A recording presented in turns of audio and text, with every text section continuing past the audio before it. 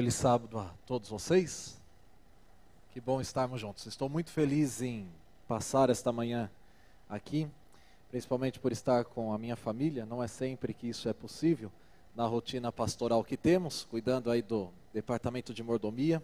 Uma alegria estar aqui com vocês, pastor Chaguri, Adilson, representando aí o ministério.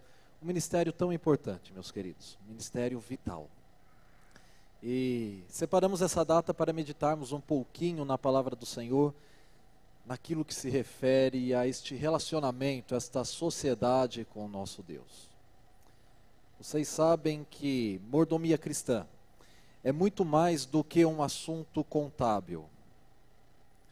Só explicando, mordomia hoje é uma palavra que ela denota outros significados, mas mordomia cristã é exatamente aquele que administra as coisas de Deus.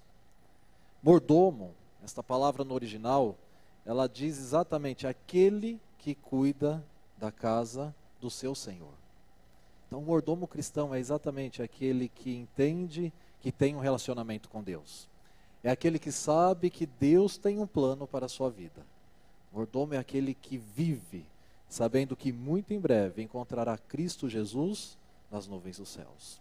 Nós vamos meditar na palavra do Senhor, neste assunto, agora, e eu os convido a abrir a Bíblia lá no Evangelho de Mateus,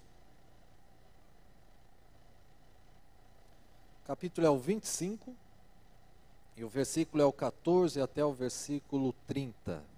Evangelho de Mateus, o capítulo 25, versículo 14 até o 30.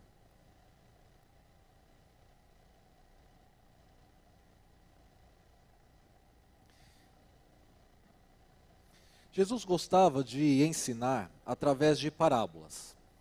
E aqui nós encontramos uma parábola, a partir do versículo 14 de Mateus 25. Jesus, nos evangelhos, nós encontramos relatado, pelo menos, 39 parábolas contadas pelo mestre. E Jesus, ele se utilizava daquilo que era comum, daquilo que era conhecido, para ensinar grandes verdades, profundas verdades teológicas. E aqui nesse contexto, Jesus ele está falando e contando uma parábola que nós conhecemos muito bem, que é a parábola dos talentos, intitulado em nossa Bíblia Sagrada em português. Nesse contexto, desde o final do capítulo 24 do Evangelho de Mateus, desde o versículo 45 do capítulo 24, até o capítulo 25 e o versículo 46, nós encontramos aqui 4 parábolas. Estas 4 parábolas de Jesus, ele está falando com os seus discípulos, 3 dias antes da Páscoa, daquela quinta-feira em que Jesus participou da ceia com seus discípulos, falou da salvação.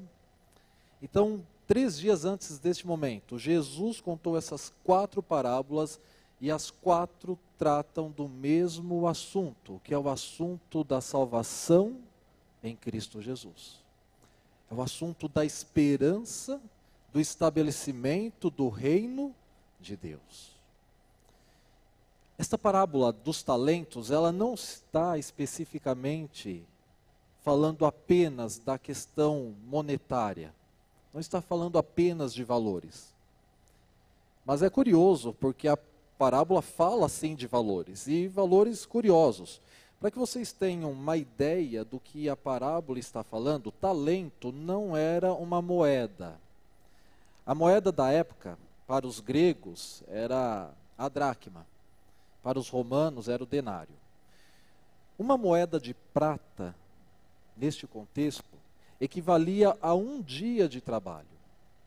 Um denário era uma barra de ouro ou de prata, e esta barra ela tinha 35 quilos aproximadamente.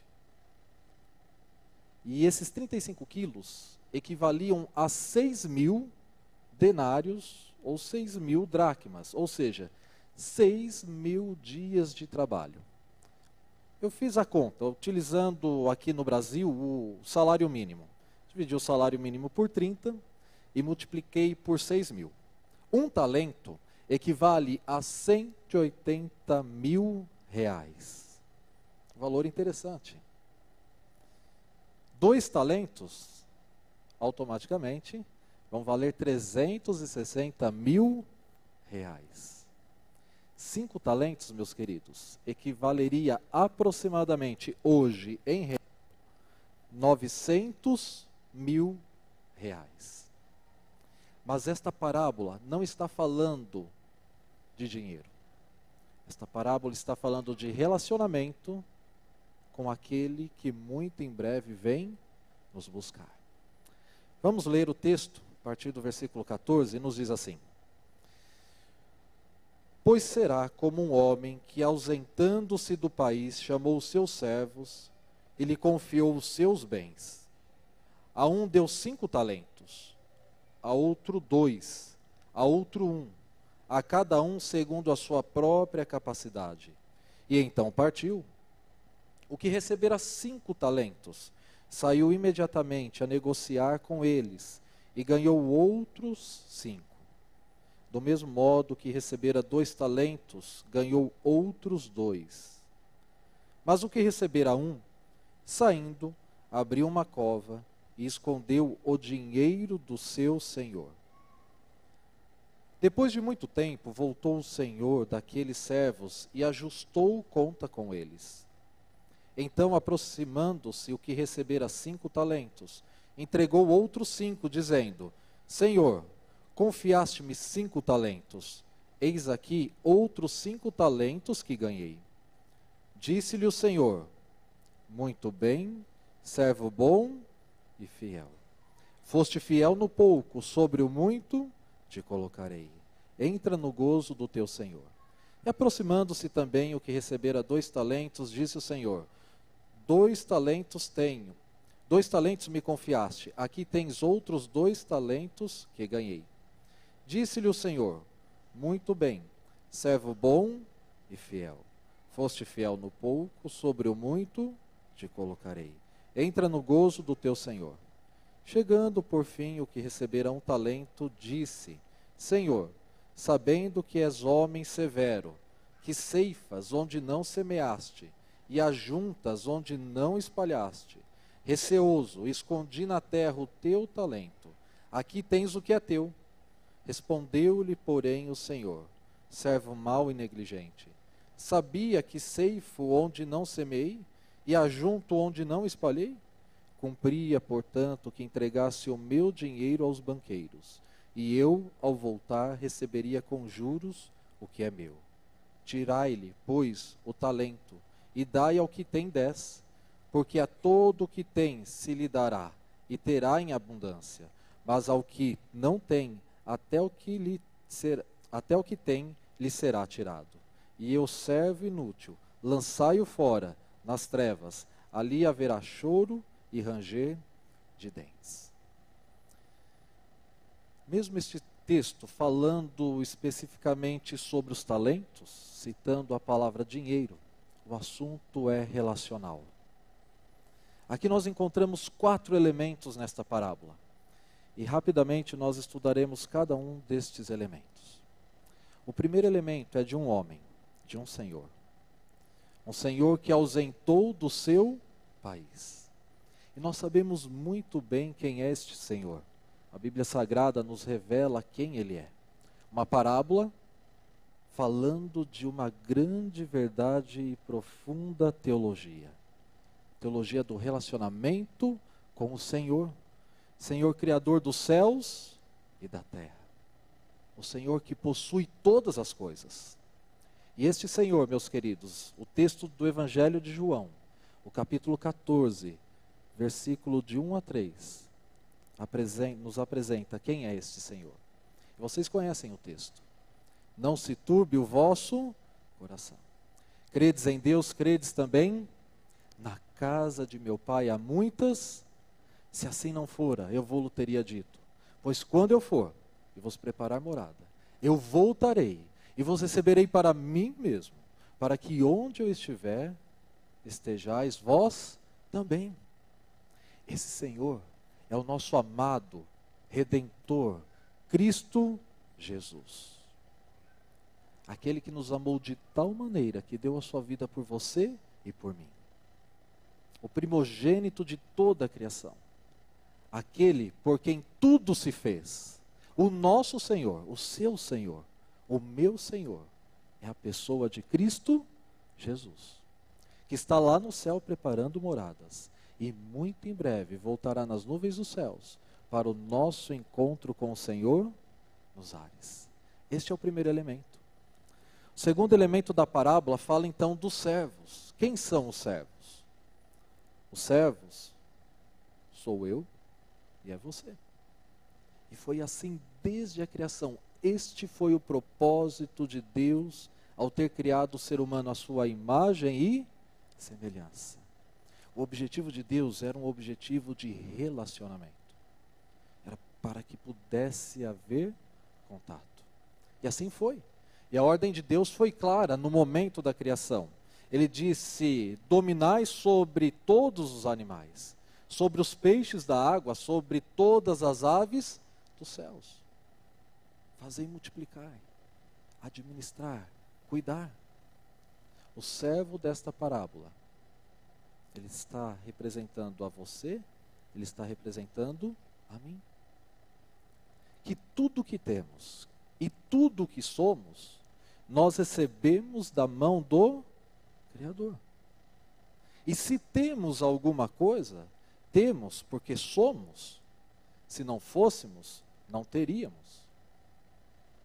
Terceiro elemento da parábola: os talentos.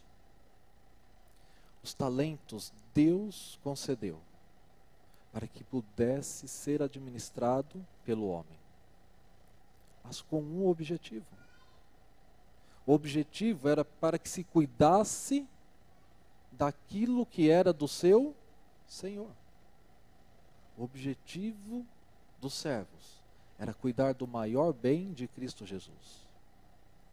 E Deus tem muitas almas preciosas esperando ser resgatadas pelos verdadeiros servos de Deus.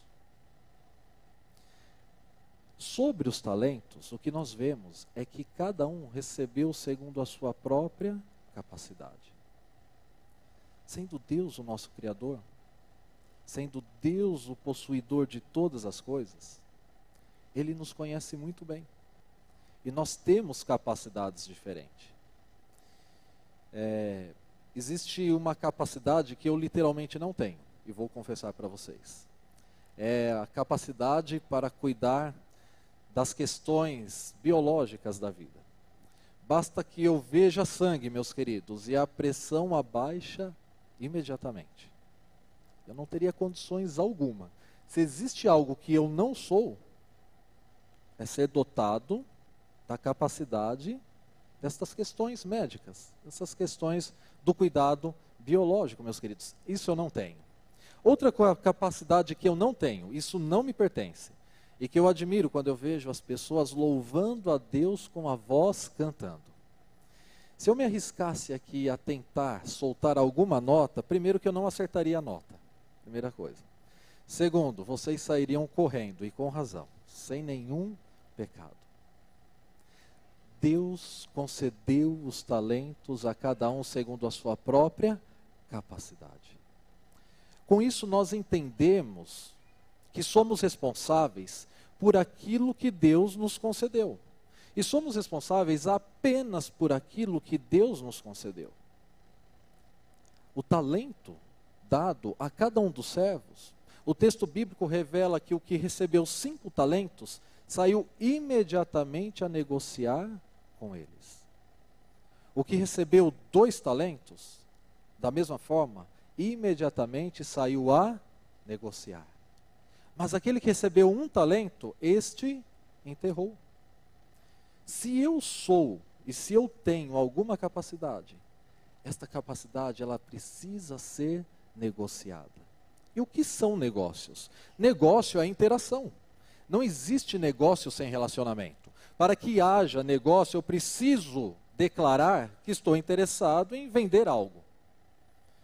E você precisa declarar que está interessado em comprar algo. Isto é negociação. No mundo dos negócios é assim que funciona. oferta e necessidade. A maior necessidade deste mundo é a certeza da salvação em Cristo Jesus. Esta é a maior necessidade desse mundo. Aquilo que eu tenho a oferecer é aquilo que eu já recebi de Deus, a certeza da salvação no sangue do Redentor. É a esperança do breve retorno de Cristo Jesus.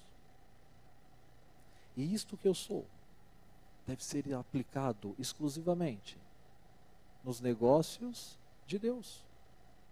Eu preciso cuidar daquilo que Deus me confiou para que o seu objetivo venha a ser alcançado. Todas as vezes que eu me esqueço desse princípio, que é Deus quem concede, e Ele concede a cada um segundo a sua própria capacidade, quando eu me esqueço disso, eu acabo cometendo um pecado específico da lei de Deus, dos 10 mandamentos. E o texto bíblico nos diz que aquele que tropeça em um acaba tropeçando em todos. Mas qual é o mandamento específico que eu tropeço quando eu não entendo que Deus tem um propósito para a minha vida, que Deus nos concede aquilo que eu preciso cuidar, e eu me esquecendo disso, eu vou estar pecando contra Deus, transgredindo o 10º mandamento da lei do Senhor. E o 10º mandamento da lei de Deus é claro. Ele diz que não cobiçarás coisa alguma que é do teu próximo. Nós não devemos cobiçar. E este é o grande problema humano. Nós temos a tendência natural, depois do pecado, em cobiçar aquilo que não me pertence. Ah, porque se eu cantasse, porque se eu pregasse, porque se eu tivesse feito aquele curso, aquela faculdade, hoje os meus rendimentos seriam diferentes. Nós temos a tendência de cobiçar, de desejar aquilo que é do próximo, porque sempre consideramos que a grama do vizinho é mais verde. E isto é um fato. Vocês sabem por que a grama do vizinho sempre é mais verde? Porque eu estou em cima do muro, com o cotovelo em cima do muro, apoiando o queixo e olhando para a grama do vizinho. Enquanto ele cuida da grama dele, a minha está secando. E foi exatamente isso que Jesus disse. A cada um foi concedido segundo a sua própria capacidade. Tudo aquilo que eu tenho e tudo aquilo que eu sou foi concedido por Deus. E eu tenho o dever de cuidar bem daquilo que eu sou e daquilo que eu tenho. Um cristão, ele precisa ser o melhor profissional na sua área. Um médico que crê em Cristo Jesus, ele deve ser o melhor médico da sua região. O engenheiro que crê em Cristo Jesus, ele deve ser o melhor engenheiro do seu local. O estudante que crê em Cristo Jesus, ele tem que ter a melhor nota da classe, segundo a sua própria capacidade, segundo o seu dom. Porque quando nós cuidamos daquilo que Deus nos concede, meus queridos, a resposta de Deus é clara. Isso multiplica, isto se amplia. O que recebeu 5 talentos, ele por sair a negociar, ele teve outros 5 talentos. De igual forma, o que recebeu 2 talentos, ao sair negociar, ele teve outros 2 talentos. Mas aquele que não se preocupou em cuidar do talento que o seu Senhor tinha deixado, aquele que enterrou o seu talento, ele ouviu aquilo que nós jamais devemos desejar ou imaginar ouvir da boca do nosso Salvador. Quarto e último elemento desta parábola. Depois de algum tempo, versículo 19, voltou o Senhor daqueles servos. Muito em breve nós encontraremos Cristo Jesus nas nuvens dos céus. E quando nós nos apresentarmos a Cristo Jesus, nós precisamos entender que não levaremos nada deste mundo. Nada, literalmente nada. A única coisa que levaremos é o nosso caráter. A única coisa que levaremos. Mas mesmo não levando nada deste mundo, a resposta que teremos que dar ao Senhor, como foi que cuidamos e administramos daquilo que Deus deixou sob nossas responsabilidades? Como estamos cuidando daquilo que ficou em nossas mãos para ser administrado? Esta é a grande pergunta. Porque se eu não entendo que sou sócio de Deus, se eu não entendo que eu tenho um Senhor que muito em breve voltará nas nuvens dos céus, eu começo a achar e pensar que aquilo que eu tenho é meu. Mas tudo aquilo que está em minhas mãos não é meu. Tudo aquilo que eu tenho e tudo aquilo que eu sou pertence ao nosso Senhor, Cristo Jesus. Às vezes enfrentamos dificuldades. Às vezes passamos por lutas. Às vezes não entendemos quais são os planos de Deus. Muitas vezes não entendemos por que o que está em nossas mãos é 5, ou muitas vezes nos perguntamos por que o que está em nossa responsabilidade é apenas 1. Mas a questão com Deus não é quantitativa, é qualitativa.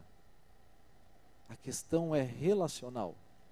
Não importa se eu estou ou tenho 1, não importa se eu estou ou tenho 5. O importante é que o que eu tenho é de Deus. E isto é um vínculo para que eu possa sempre me lembrar que sou sócio de Deus. E um dia passaremos toda a eternidade juntos nas mansões celestiais. O assunto mordomia cristã não é apenas contábil. O assunto mordomia cristã é um assunto relacional.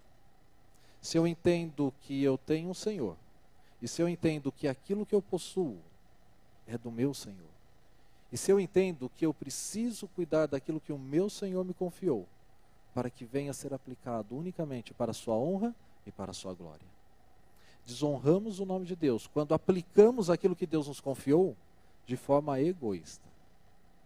Quando o egoísmo passa em nosso coração, nós estamos deixando de viver os princípios estabelecidos por Deus. O egoísmo, sabemos muito bem que surgiu no coração daquele que a princípio era um anjo de luz. Foi ali que surgiu o egoísmo. É por conta do egoísmo que vivemos os males deste mundo de pecado. Mas é por conta da benevolência de Deus, exatamente pela grande oferta feita por Deus. E nós vamos passar na igreja, meus queridos, a salva. A salva é o local onde adoramos a Deus depositando a nossa oferta.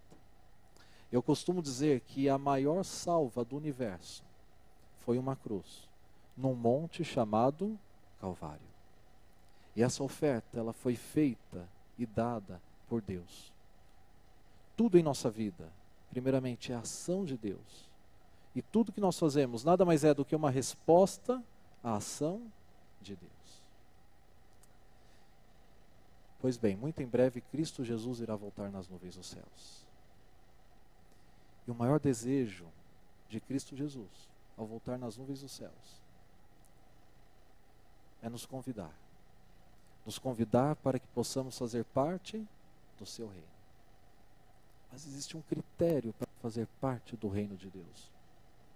E o critério para fazer parte do reino de Deus é viver como se já estivéssemos no reino de Deus agora. Porque quando falamos de reino, estamos falando de possessão. O reino de um Senhor, tudo naquele reino é daquele Senhor. Quando nós estivermos vivendo no reino de Deus, nós só estaremos continuando a fazer, fazendo aquilo que já fazíamos muito antes. Nós faremos lá no céu, meus queridos, aquilo que nós já fazemos aqui. Nos relacionar, entender que temos um Senhor, possuidor de todas as coisas. Quando Jesus voltar, nós poderemos ouvir: servo bom e fiel. Foste fiel no pouco, sobre o muito te colocarei.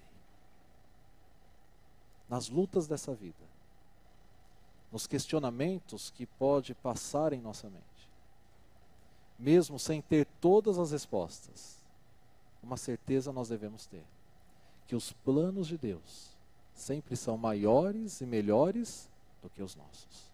Essa é a certeza que nós temos. Os planos de Deus sempre são maiores e melhores do que os nossos. E se Ele te colocou no endereço que você mora, é porque lá você será um mordomo de Cristo Jesus. Se você trabalha na empresa que você trabalha, é porque Deus te colocou lá, porque Ele tem um plano para a sua vida. A nossa vida deve ser vivida com a certeza de que não estamos vivendo sozinhos. Mas estamos caminhando para o céu, caminhando ao lado daquele que nos guia, caminhando ao lado daquele que de fato é o caminho, caminhando ao lado de Cristo Jesus. Jesus virá nos buscar. E esse dia não irá tardar. O dia e a hora realmente nós não sabemos quando Jesus virá, mas em breve Ele virá. E quando Cristo Jesus chegar, nós poderemos abraçá-lo, nós poderemos beijá-lo, com a certeza de que enquanto estivermos vivendo neste mundo como mordomos, não vivemos sozinhos, mas estivemos vivendo como sócio do nosso Senhor. Estivemos vivendo com aquele que é Criador dos céus e da terra, soberano sobre todas as coisas e dominador deste mundo. Que Cristo possa vos abençoar. Possamos ter a certeza de que somos sócios do nosso Redentor. Possamos ter a certeza que Deus tem planos para a nossa vida. E que possamos viver como dignos servos de Cristo Jesus, cuidando daquilo que Ele nos confiou, unicamente para a sua honra e para a sua glória, para a pregação do Evangelho, para que muito em breve Cristo Jesus possa voltar. Que Jesus venha nos abençoar.